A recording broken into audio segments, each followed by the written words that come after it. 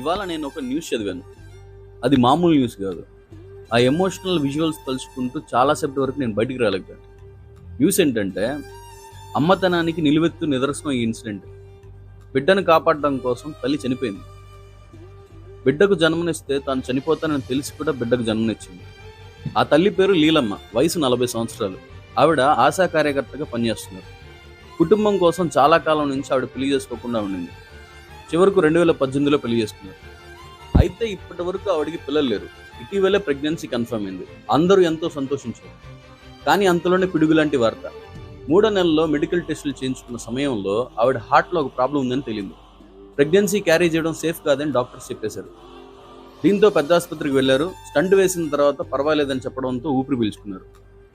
నెలలు నిండై ఆవిడ ఆరోగ్య పరిస్థితుల్లోనూ మార్పు వచ్చింది. అత్యవసర పరిస్థితి కావడంతో తిరుపతిలో ఓ ప్రైవేట్ హాస్పిటల్లో జాయిన్ చేశారు. ఆరోగ్యం నిలకడగా లేదని, తల్లి బిడ్డల్లో ఎవరో ఒక్కరినే కాపాడగలవని డాక్టర్స్ చెప్పారు.